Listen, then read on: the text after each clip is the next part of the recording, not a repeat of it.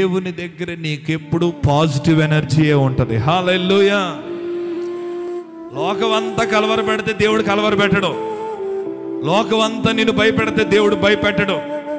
లోకమంతా నిన్ను నిందిస్తాయని నిన్ను నిందించడు. ఉద్యోగము కొరకు ఎదురు చూస్తున్న వారు మీ మనస్సు నిలుపుకోండి. ఆర్థిక పరమైన ఇబ్బందులతో నలిగిపోతున్న వారు మనస్సు నిలుపుకోండి.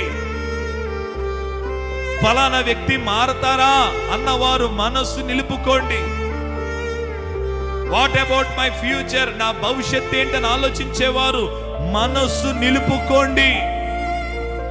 ఇలాగే ఉంటే నిజంగా రేపన్న రోజు నా పరిస్థితులు మారతాయా అన్నవారు మనస్సు నిలుపుకోండి. చాలా పోరాటాలు ఉంటాయి. దాన్ని ఎలా జయించాలి, ఎలా సాధించాలి, ఎలా నిలబెట్టుకోవాలి, ఎలా పోరాడాలి, ఎన్ని ఒత్తిళ్లు ఉంటాయో అని ఒక సత్యం చెప్తున్నాను వినండి.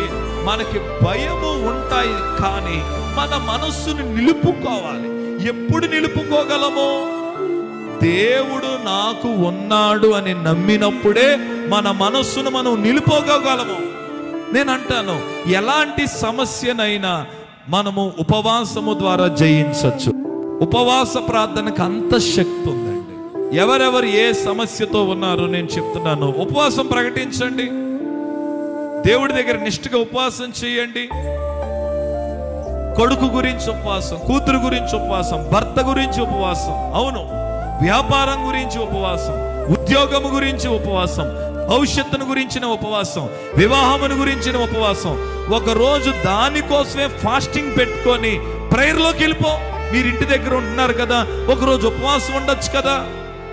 ఉపవాసం ఉండి, నా భర్త బయటకు వెళ్ళిపోయాడు, నా పిల్లలు లేరు, నేను ఉపవాసం ఉండి ప్రార్థన చేస్తాను, కేవలం నేను నా కుటుంబం గురించి ప్రార్థన చేసుకుంటాను, ఒక్క పూట ఉపవాసం చేయొచ్చు కదా. నీ ప్రార్థన ఎక్కడ తగలాలో అక్కడ తగులుద్దామేనానండి. ఎవరికి తగలాలో వాళ్ళకి తగులుతుంది. ఏ పరిస్థితి తగలాలో దానికి తగులుతుంది. ఏ పరిస్థితిని మార్చాలో దాన్ని మార్చేస్తుంది. హల్లెలూయా.